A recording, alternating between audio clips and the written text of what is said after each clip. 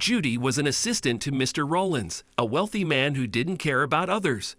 Judy noticed odd things about him here and there, but it wasn't until she had to follow him home that she discovered a shocking truth about her boss. Before we continue, please take some time to subscribe to Dailydose, like, and share this video with your friends. It might brighten their day and inspire them to do good. Also keep watching because an important lesson awaits at the end of the video. He never talks to anyone and has no tolerance for people who get into personal business. Alexander nodded at Judy, who listened intently but wasn't entirely comfortable with the conversation. She worked for Mr. Rollins, Peter, for 2 weeks at a decent company.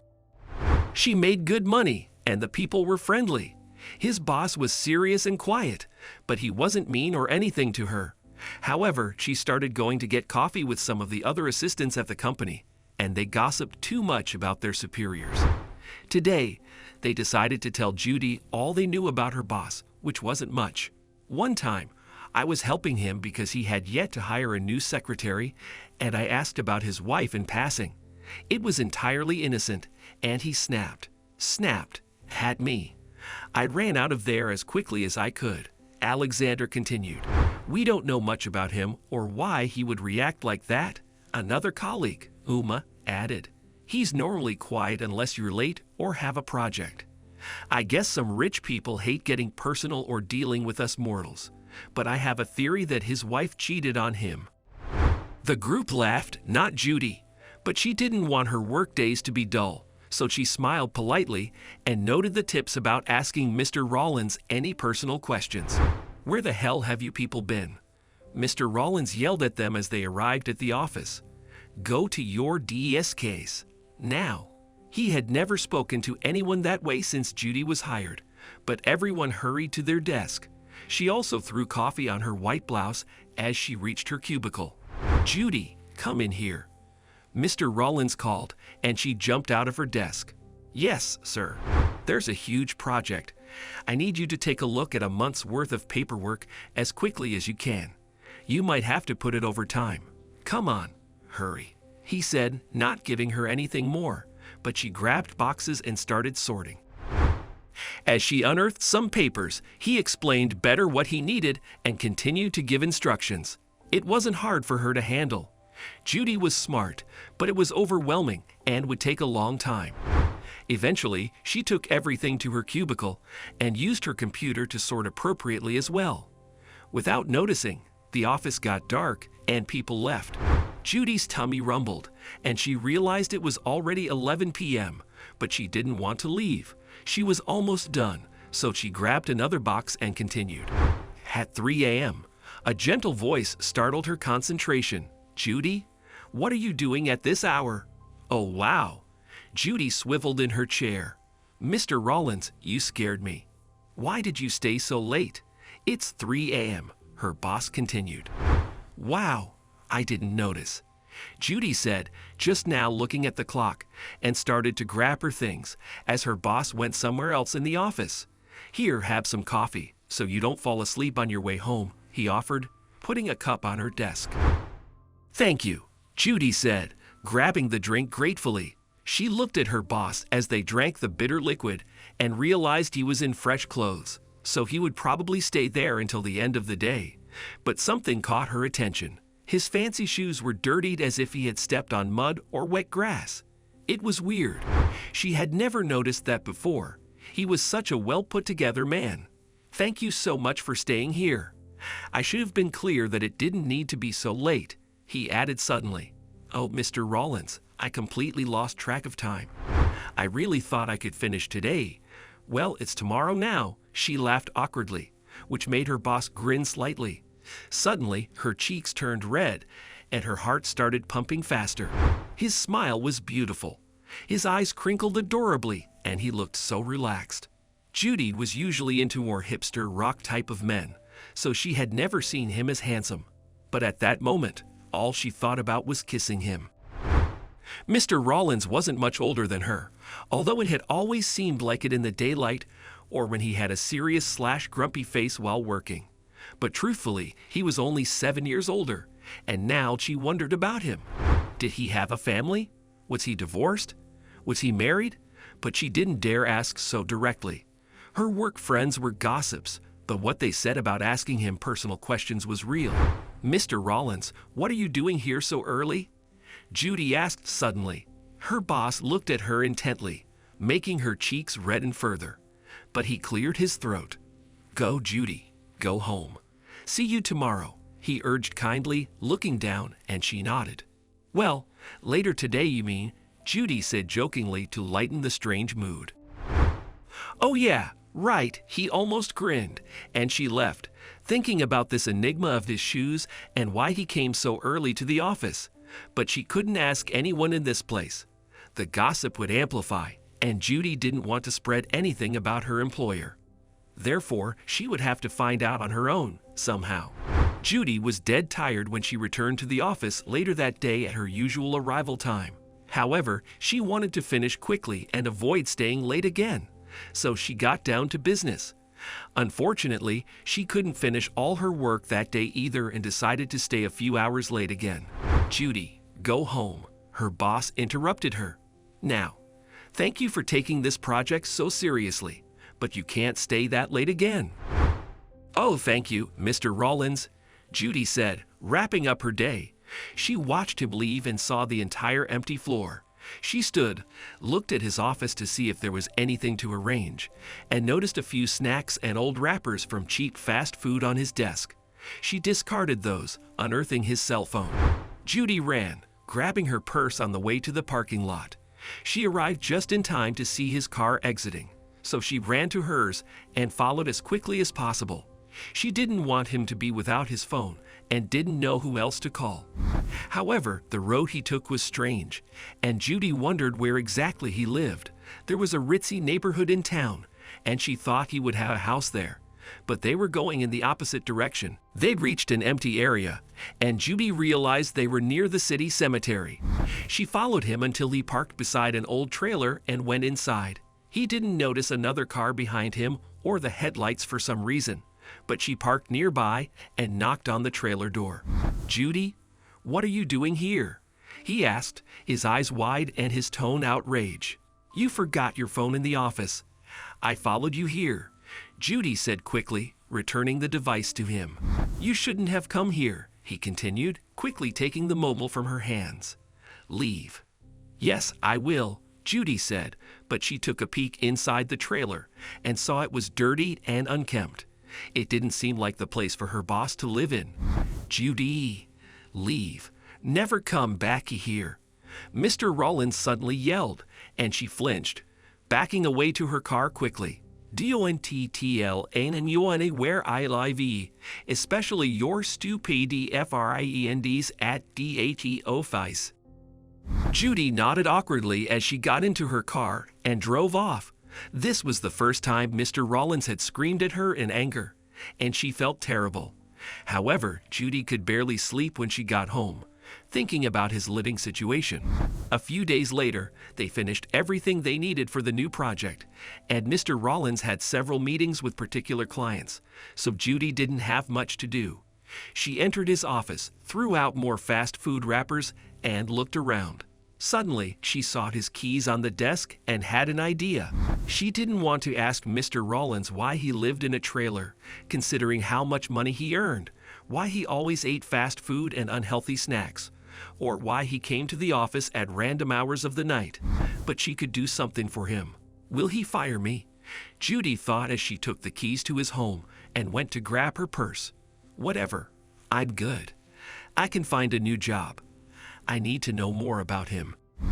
She knew this situation wouldn't be happening if she had felt her heart beating so fast the other night. She wanted to learn more about him. She needed to do this for him. She needed to find out why he acted a certain way, why he looked like the weight of the world was on his shoulders, why he never smiled, why he was so alone, and so many more things. She wanted to know all about him, so she drove, went to the supermarket, bought everything she needed, and headed to his trailer. She cleaned up, stored real food in his fridge, and started cooking some things for him, so he would finally have real things to eat at the office. But the door swung open, and Judy thought he had caught her. Instead, it was an older woman whose eyes widened at her. but her smile lit up the room just as quickly. "Who are you, dear?" she asked, excited for some odd reason. "Hello, I'm Judy. I'm Mr. Rollins' secretary," she introduced herself, extending her hand. The older woman's smile disappeared weirdly. "Oh, I see," she said, disappointed. "Well, I see that he at least asked you to clean this place." "Well, he didn't ask me or knows I'm here," Judy shrugged. "Really?" Her smile appeared again. "I'm Miriam, dear. I was Peter's mother-in-law." "Mother-in-law," Judy repeated. "So he was married?" "Yes," she nodded. "You're new." "Yeah, I've only been working for him for a few weeks. But he must like you if you know where he lives." Miriam tilted her head. "He didn't tell me. It's a long story," Judy replied. "We have time," Miriam urged. Judy laughed and recounted everything. They chuckled some more, and then she asked, "So he lives here with his wife?" "Oh, I should have been clear.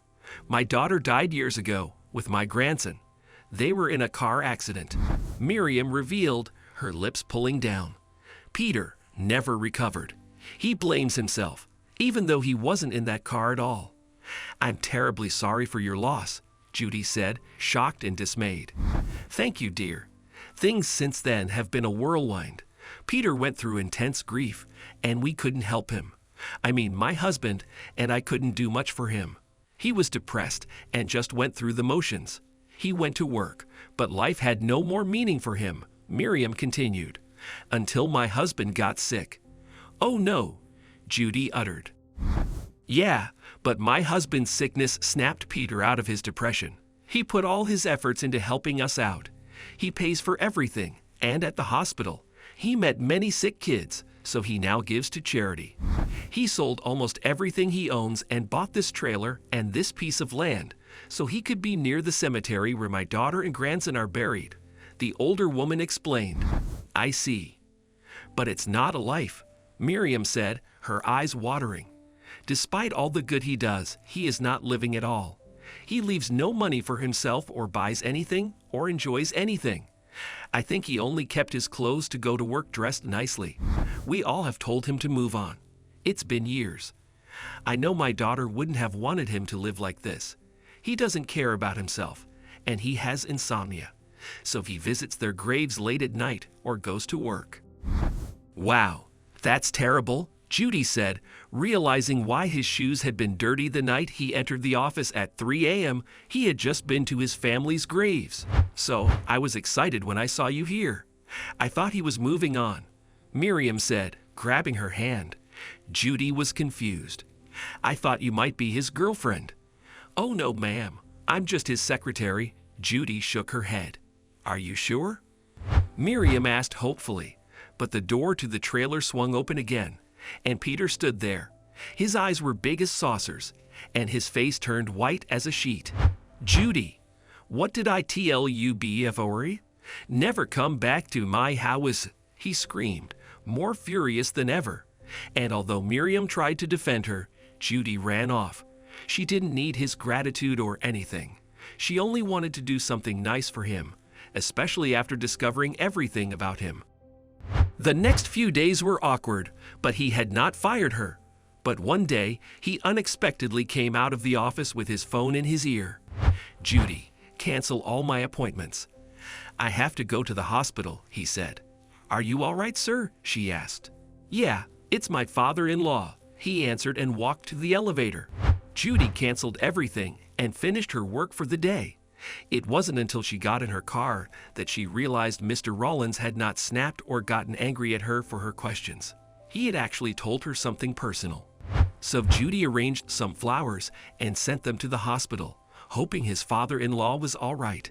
The next day, Mr. Rollins called her to his office as soon as she arrived, and she was scared until she saw his face. He was peaceful. Something had changed. "Is everything okay, Mr. Rollins? Were the flowers all right? Is your father-in-law better?" she asked, unable to stop herself. "Sit down, Judy, please," he said kindly. She did and braced for whatever he wanted to say. She had gotten personal again. Maybe yesterday had been a fluke. "My father-in-law passed last night," he started. "I'm going to need help to arrange his funeral." "Sure," Judy said, getting his notepad out. But before that, Mr. Rollins stopped her, holding his hand out. "I want to thank you for the flowers, for cleaning my trailer and making me food, for not telling anyone about this. My other secretaries were just as gossipy as the rest of this office. I appreciate your seriousness and loyalty. I'm just doing my job, sir." Judy smiled. "You do more than that for me. I don't understand why, since I haven't been the nicest boss in the world. But you do it," Mr. Rollins continued. "My father-in-law, Roger, thanked me yesterday for everything I did for them and all the good I've done since I lost my wife and son. I know Miriam told you about that." "Sorry," she said, sheepish. "It's all right. It's nice that someone knows the truth now." "Most people here don't know anything about me except my bosses," he said. "Anyway, Roger told me that I was not living, that I had died with my family that day. And it's true. That's how I felt, but that I needed to start acting alive. I needed to move on. I needed to find someone special." Judy couldn't nod as her eyes watered. "He begged me." Mr. Rollins choked a bit on those words. "He pleaded with me to start living again, to date, to make another family, because that's what my wife would have wanted. Do you think that's true?" She didn't know what to say. "That's what Miriam told me too. That day, they want you to be happy, or at least try to be," Judy replied quietly. Mr. Rollins nodded, thinking hard. "Yeah, Roger told me, Peter, my daughter and grandson are watching you from heaven. You can honor and respect their memory forever, but you must find happiness for yourself, or they will never rest peacefully. So you're right, Judy, and that's what I will do." "I'm glad." Judy smiled, her tears falling, but she was happy for him. The following week was hectic with the funeral and how Mr. Rollins needed to find a new house, but Judy helped him with everything. One day, he arrived at the office later than usual and gave her a to-go coffee cup. Judy took it gratefully and looked down at his shoes. They weren't dirty. He's really moving on. A few days later, Judy was turning off her computer and getting ready to go home when he called her into the office. "Judy, would you like to have dinner with me?" he asked out of the blue. Judy could only nod eagerly, and they went to a great restaurant nearby. From then on, he asked her to call him Peter and told her how much he had enjoyed her food. Judy laughed and told him about her family, growing up in a small town, her friends, and everything else under the sun.